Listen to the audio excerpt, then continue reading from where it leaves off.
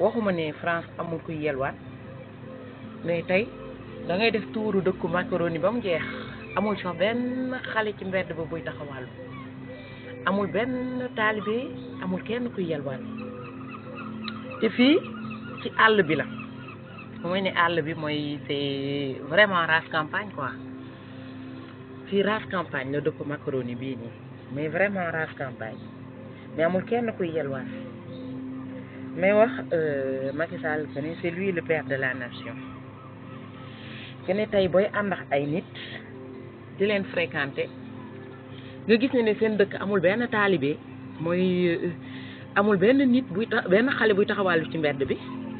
amul benn mbindeef bu yàlla sàkk buy yelwaan ci dëkku macaroni bi mooy da ngay dox rue bi ba mu jeex amul sax SDF lii la ñu ne charité bien ordonnée commence par soi-même waxuma ne France amul ñu yelwaan de mais dëkk bii nii nga xamante ne fii la Brigitte Macron sokkee ko amul benn nit buy yelwaan amul kenn kuy taxawàllu ci mbedd bi amul benn enfant de la rue te dama gis ne ñooñu ci ay fréquentation Macky Sall lañ bokk tey ñu ne Sénégal destination de rêve la ba ñu koy génnee télévision fii nii di ko publier dina suñu dëkk destination de rêve la mais destination de rêve boobu noonu boo wàccee aéroport ba nga taseek taalibe yi ak ñiy yelwaan ci mbedd bi rek foog naa demi tour ngay am envie def parce que nit ku jógee ci dëkk bu mel ni munoo ñëw nekk ne Sénégal destination de rêve la que Sénégal paradis bu ndaw la kon danaan kii daf ma yeb di ngeen yoon bi boo leen jàddee rek moo nekk entreprise familiale les Trogneux mooy famille ñoom Brigitte Macron tey ñoom lépp lu ñu am dañ ko amoon une bonne partie balaa ñuy nekk ci gouvernement bi mooy Brigitte Macron ci boppam yaayam ak papam dañ ko waccal ndono kër gi fi nekk yaayam ak papam ñoo ko jënd ay ndono familial lañ ndono familial boo xamante ne ci chocolat lañ ko amee muy damay joxe exemple rek mooy yaayu Macky Sall la par exemple ba mu doon jaay gerte bu ko defoon entreprise bu mag boo xamante ne mënoon nay def ay praliné parce que même ak gerte on peut mun na rien que gerte nit mun na ci def toute une variété mënoon na ko def entreprise ba mu nekk entreprise u Timbo ba ñu am ci ay kër am ci ay gratte-ciel loolu yëpp jombu leen woon mais malheureusement ñun suñu maam yi ñoo amul culture boobu noonu on n'a pas cette culture jàngaluñ leen école cooy gàllaay maa leen yu baax a baax jàngaluñ leen école ni leen waroon jàngee école amuñu savoir niñ ko waroon amee ça plus ça moo tax yaayu Macky Sall ak papa Macky Sall waccaluñ ko fi ay ndono ay oto ay immeuble waccaluñ ko fi ndono boutique léegi nag dama seetaan ci télévision bi ñu ne Sénégal destination de rêve la ñu ne Sénégal hôtel yu de luxe yi ñu ngi poussé comme des champignons et tic sama xel dem ci suñu milliardaires yi ñuy sàcc xamante ne nouvelle technologie dafa avancé ba nga xamante ne tey suñuy milliards mënatuñ ko indi Europe parce que il faut ñu justifier wu parce que tôt ou tard dañ leen di képp léegi ils ont changé beneen tactique d'investissement mooy dañuy ñëw Sénégal def fa ay immeuble parce que ñoom ñooy gérer gouvernement bi tabax fa ay hôtel def fa affaire yu luxe yoo xamante ne ñoom seeni doomaati doom duñu mësoon ndowul dañuy pare ñoom bu ñuy def publicité ci dëkku tubaab yi ñoom seeni hôtel la ñuy ñëw di def publicité ñoom seeni bien la ñuy ñëw di def ci publicité parce que pourquoi parce que Sénégal moo nekk dëkk boo xamante ne comme ñoom ñoo nekk au gouvernement ils payent pas d'impôts en fait ils s'exonèrent d'impôts ils ne payent pas de charges sociales ils ne déclarent rien parce que ñoom ñoo yore contrôle fiscal yi ku ci honnête ba mel ni président Ousmane Sonko ñu dàq la ñu jël seen maguy Issa Mali yu baax def ko entre ñoom ils font leur magouille entre eux léegi nag je pense que suñu président Ousmane Sonko il faut que mu xam ne dès à présent il veut être le président de la République du Sénégal. Il n'est plus n'importe qui. Parce que l'enjeu économique est grandiose. Bu may ne enjeu économique bu mag li bu ñu demee ba jël Sénégal di ko defal di ko wane ci yenn télévision yi fii ñuy def ay émissions di ko fi wane di jaay destination de rêve boobu noonu c'est parce qu'il y a des milliardaires, des multimilliardaires qui sont derrière. Tey nag il faut que le Sénégalais lambda se mette dans sa tête qu'il habite dans un pays où il y a des multimilliardaires et que lui aussi, s'il fait un tout petit peu de son mieux, il peut être parmi ces milliardaires demain. Tey ñu bari mënuñu xeex seen ak seen yelleef parce que ñoom pour ñoom doon milliardaire da leen jomb. Pour ñoom ñëw xeex pour imposer wu dans leur propre pays da leen jomb. Léegi nag ñi nga xamante ne ñooñu noot ñoom dañu xam loolu. Tey cette destination de rêve là kan mooy dem ba xool qui est derrière ces destinations de rêve ñan ñoo investir. Est-ce que yéen a ngi xalaat Marème Faye Sall milliards yi mu am parce que am na ñu maa ngi doon dégg ñu naan am na hôtel Sénégal milliards yu mu am elle l'a investi où? Parce que du yëpp la ñuy jël sànni ko Europe. dañ lay xool Idrissa Seck milliards yi mu jël yëpp nga xamante ne mënul jeex ñaata la ci investir Sénégal yan entreprise la nekk actionnaire. dem leen xool ñi fi jaaroon nekk fi ay ministre ñi deex ñuy dundox yëpp Abdou Diouf sax dégg naa ci sama dégg-dégg am na hôtel Sénégal. kon loolu yëpp boo koy xool ces destinations de rêve là ils le vendent pour qui? Pour s'enrichir sur le dos du monde. Ils font la publicité de leur propre entreprise avec l'argent du contribuable. Parce que publicité yu rëy yooyu noonu ñuy def dañuy fay. Ban xaalis dañuy fayee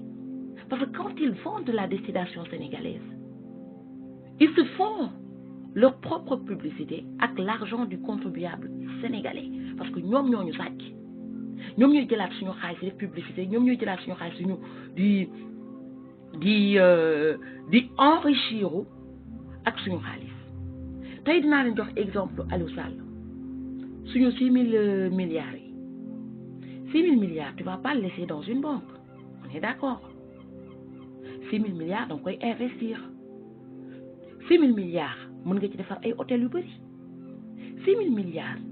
mën nga ci defar banque moo tax Aliou Sall nekk actionnaire ci benn banque mais ku jëloon 6 000 milliards il y a 2 ans 3 ans tey mu investir ko dans une banque ou dans un hôtel aujourd'hui les 6 000 milliards yooyu ñaata la yokk est-ce que dafa multiplier wu wala un tiers même bu fekkee ne dafa yokk sax 1% sax c'est énorme 1% de 6 milliards c'est énorme léegi ñoom noonu la ñuy naxee mbaay di dund suñu kaw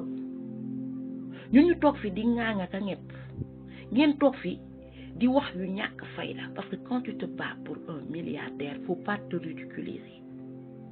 tey vous êtes en train de vous ridiculiser tey ñoom xam nañ ne yéen gamme bi ngeen toll ci discussion ñoom dépassé nañ ko yàgg na c'est-à-dire gamme bi ngeen toll di lijjante xale bu ñëw la fausse violée matin midi soir di ci def dissertation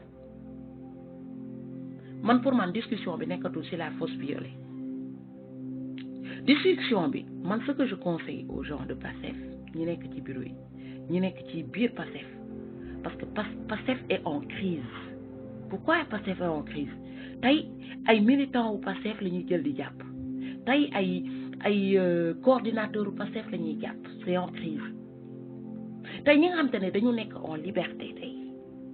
au lieu d'aller dans les plateaux et discuter et faire des lives.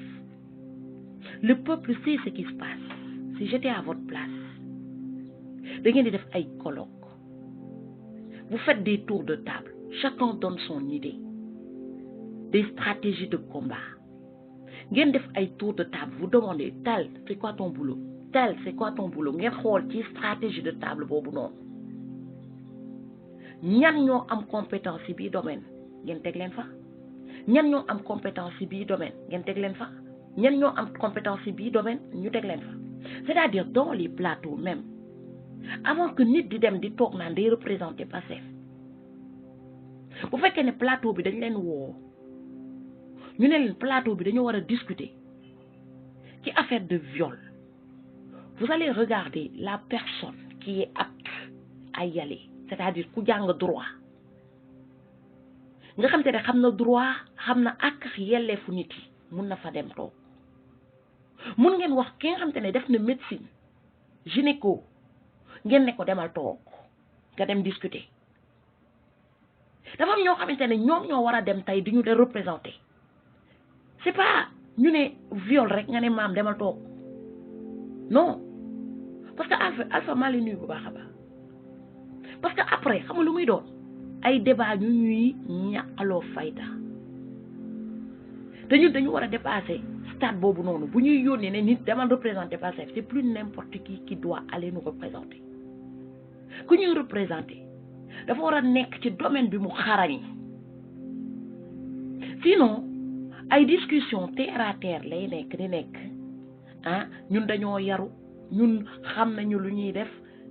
c'est pas ça qui doit être notre débat aujourd'hui parce que ñi ñuy xeexal dañu am xaalis ñu ñuy xeexal ils sont calés xeexuñoo ay cuune boo jógee nag ba ne ki ngay xeexal nekkul cuune yow booy yóbbu arme de guerre ah doo dem yóbbaale jaase pour xeexal koo xam te ne dafa am pistolet non da ngay yóbbaale ka nga xam ne da ngay yóbbaale bu pistolet bu efficace boo xam te ne boo ko tegee ci table bi ngeen toog di wax yow la ngay avancer danga koy def ci théorème bu taxaw loo xam te ne ñoom du am lenn luñ ci mën a dindi parce qu'on n'a plus droit à l'erreur muy communication aussi tey président Ousmane Sonko en matière de communication waratu la jël n'importe qui mu di ko guider en communication ñi jàng communication mën ko ñoo ko war a accompagner ci affaire communication nga xam te ne saay bu génnee bu amee erreur de communication dinañ xam ñan ñoo def erreur de communication bi parce que tey bu ñu defulee loolu suñu parti day dem mel comme APR c'est-à-dire da ngay xool ku mel ni Farba Ngom nga xam te ne amul benn niveau ngeen ne muy représenter population bi et dañuy woote changement mais le changement s'accompagne avec une qualité professionnelle de membres de Pastef ñi nga xam te ne ñoo nekk ci kaw ñi nga xam te ne dañoo calé moo tax tey au lieu ñuy dem ci plateau yi di wax on doit faire des colloques d'abord regarder qui est le meilleur parmi nous et lui dire va nous représenter. Faut plus n'importe qui aille nous représenter sur les plateaux, sinon ils parlent en leur nom. Parce qu'arrivé à ce stade-là, on n'a plus droit à l'erreur. Communication, aaju na ci voix wu nit ki wax ton bi muy ton bi muy utiliser aaju na ci lépp nga xam te ne boo ñëwee toog rek premier bonjour bi rek yow tu as cassé ton adversaire déggoo moom awa on s'entend on n'a pas de problème de déggoo parce que dans tous les partis moom dina am yenn divergence yi voilà dans tous les partis réew mi am na divergence dans les autres partis il y a des divergences parce qu'on entend tout le temps les gens se diviser dans les partis ça c'est pas un problème man nee naa c'est pas un problème ñun ñëpp bu ñu déggoo woon sax am benn façon de voir bi ça va être de l'hypocrisie c'est normal que on se tape entre nous il faut qu'on soit professionnel mais vraiment professionnel c'est même que coordinateur hein c'est pas n'importe qui doit être coordinateur hein il faut que ñu xool ñi ñuy teg ci kaw affaire bi waratu la nekk man maa fi jiitu dama war a am poste man maa fi jiitu boo fi jiitoo tamit te xamoo dara tu dois pas occuper quelque chose boo fi jiitoo tamit da nga xam te ne la nga jàng ak li nga bëgg a jiite méngoowul da ngay wàcc ka nga xam te ne moom moo ko mën a jiite mu jiite ka c'est une organisation lu tax may wax loolu parce qu'on est appelé à avancer avec ces gens-là. Ils ont de l'argent. Ñun il faut qu'on soit stratège. Si on est stratège, on va gagner. Si on n'est pas stratège, on est comme Rewmi, on est comme APR, on est comme les autres. Stratégie nag da ngay xool ñu fort ñu costaud ku ci nekk point fort am nga nekk am yow fii mooy sa point fort. Massification kii moo fi dàq massifier c'est pas parce que tu as duré dans Pastef que tu sais massifier kii moo mun massifier kii massification lañ koy def nga xamante ne tey même bu ñu jeter des épluchures de bananes ñun dinañ continuer di massifier tey normalement équipe massification yi tey la ñu waroon ubbi cellule ñun waroon nañu am serveur boo xamante ne ñëpp ñu bëgg a jënd carte de membre c'est un seul numéro unique serveur mu am ñi nekk ci serveur yi nga xamante ne ku bëgg a defar carte day bind ñu defaral ko carte tout de suite. On devait avoir un serveur depuis longtemps. Tey dans tous les domaines hein. Xam nga tey on vous parle que waa Pastef dañuy saaga sëriñ si mais tey il devait y avoir un modérateur par exemple un modérateur boo xamante ne il s'y connaît en religion boo xamante ne day ñëw comme genre Cheikh Omar Diagne day ñëw taxaw ñu ni kii par exemple tout ce qui est religion on va faire une émission boo xamante ne moom mooy toog dina lii ak lii ak lii c'est ça qui va et ça qui ne va pas parce que aussi bien chez le citoyen il y a des choses qui ne va pas aussi bien chez les chefs religieux il y a des choses qui ne va pas tey waroon na am kenn koo xam ne point de vue religieux moom mooy def modération bi booboo bu ñu amoon loolu par exemple tey problème yi ñu am yëpp duñ ko am parce que Macky Sall duñu mën a contrer pour wax ne waa Pastef ñoom ñooy saaga sëriñ si parce que jël nañu devant bi parce que on est appelé à travailler avec des musulmans on est appelé à travailler avec des catholiques loolu yëpp organisation le management la. Quand je dis ça c'est pas des critiques non du critique ça veut pas dire que Pastef ne va pas si Pastef va très bien mais nit boo bokkee ci benn affaire da ngay wut xar day weesu mbote yi mooy stade bi ñu toll nii tey bu ñu doon am 100 personnes yuy adhéré wala 1000 personnes yuy adhéré par jour dañ ko war a multiplier par 2 wala par 3 tey notre adversaire cherche à nous ralentir parce que du jour au lendemain il va faire les élections municipales benn adversaire redoutable la am mooy Pastef mais naka la Pastef mën a def ba maintenir le cap ba suba rek bu Macky Sall déclenché woon élection yi suñu président Ousmane Sonko ñu koy gàllankoor ñun naka la ñu war a def ba maintenir le cap ba ñu mën a am ay maire mooy tout de suite qu'est-ce qu'on devait faire ouvrir des bureaux payer des loyers ou tout ce que vous voulez des bureaux dans chaque quartier bureau fixe la ñu war a am di nga quand vous venez à Paris da ngeen gis bureau PS bureau PDS bureau ni ñu koy waxatee non bureau PS am na bureau extrême droite am na bureau droite am na bureau gauche am na mais parti bu nekk am na bureau dans les quartiers nga xam te ne yow soo leen bëggee gis doo paas dem fu sori da ngay dem ca bureau ba dëgg la on a nos sièges mais on devrait avoir des bureaux dans les quartiers chaque quartier benn bureau nga xam te ne ku dëkk Guédiawaye dama bëgg carte de membre Pastef ci bureau bi nekk Guédiawaye lay dem parce que yenn saa yi di nga gis ku dëkk Guédiawaye bëgg am carte de membre Pastef mais amul paas bu mu demee plateau wala amul xaalis bu muy jëndee crédit kooku bu amee benn 1000 francs par exemple buñ ko faciliter la tâche ne ko ni à 2 pas de chez toi tu marches tu as ta carte d'électeur sur place on te le fait mais kooku yombala nañ ko lépp génn suñu liste bureau yëpp ne leen fii koñ bii fii la ñuy jaayee ku dëkk Guédiawaye fii nga war a jëndee carte ku dëkk Pikine fii nga war a jëndee carte ku dëkk fële fii nga war a jëndee carte nga xam te ne tey Macky Sall mu ñuy wut a gàllankoor ñun dañuy continuer di liggéey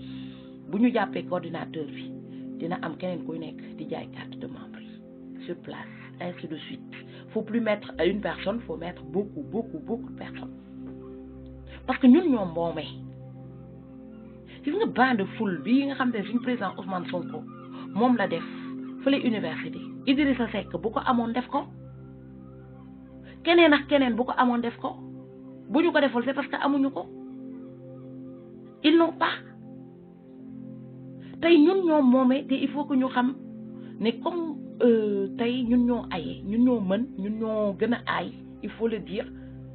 on est les plus honnêtes il faut le dire on est les plus purs il faut le dire mais loolu yëpp boo ko amee il faut savoir l'exploiter à ton profit tey suñu profit lañu war a exploiter naka lañ koy exploiter mooy ñu continuer di valoriser suñu bopp parce que tey le président Ousmane Sonko est 1000 fois plus riche que Macky Sall vous allez me dire pourquoi tey ñun Pastef bu ñu doon adhérer nit yi par exemple nit yi ni ñu ñëwee nii en masse di jënd carte de membre dem leen xool parti APR ñaata lay dugal xaalis ci carte de membre ngeen ñëw xool Pastef ñaata lay dugal ci carte de membre di ngeen xool ne Pastef moo gën a riche téeméeri yoon APR ñoo leen gën a riche téeméeri yoon parce que lu ñu mën a gagner par jour APR mënu ko gagner par jour te loolu c'est question de logique parce que nit yi ñoo wàccu APR mu nekk benn APR ñoom ils sont obligés ñuy fay nit yi pour ñu ñëw adhérer seen parti eux ils sortent de leur poche ñun nit yi ñooy ñëw di jënd carte de membre kon ñun ñoo mën APR on est plus fort maintenant cette façon d'être fort il faut savoir vraiment en profiter on a eu combien 125 millions de francs CFA man bu ma doon maam 125 millions yooyu noonu tout de suite comme dañu bëgg a dàq tubaab bi loolu dañ ko jël ubbi ko hypermarché xaalis bi jur tu donnes de l'emploi tu gagnes de la valeur sûre wala nga ubbi ko banque benn banque bu ndaw boo xam te da ngay def ay microcrédit valeur sûre parce que ñëpp ay daw si yow tu as déjà ta clientèle au fait tes militants sont tes clients tes militants peuvent te donner de l'argent ñun ñu nekk ci diaspora bi yëpp te nga xam te ne président Ousmane Sonko la ñu àndal tey bu ñu amoon application boo xamante ne pour envoi d'argent le transfert d'argent boo xamante ne Pastef la tudd xool leen li ñuy fay Western Union chaque mois l'argent va rentrer où dans les caisses de Pastef parce que ñi ñuy xeexal milliards yu ñu am mënuñu leen dab pour l'instant à ce rythme là mënuñu leen dab par contre boo leen toppee rythme maam waxuma ne di ngeen leen dab de mais di ngeen leen jege dab parce que tey bu Sénégal yëpp ànd ak président Ousmane Sonko bu ubbee banque ñëppay ñëw président Ousmane Sonko bu ubbee boutique ñëppay ñëw président Ousmane Sonko lu mu munti ubbi ñëppay ñëw may maa bëggoon nekk ci place u président Ousmane Sonko su ma nekkoon ci place am Macky Sall dina xam ne lépp dëgg la tu as une force mon gars mon président mais tu as une force boo xamante ne tu peux même pas imaginer la force que tu as yow force bi nga am Auchan sax amu ko force bi nga am mun naa wax ne Macky Sall am ko en question day ñëw ubbi t'as plus besoin de faire une pub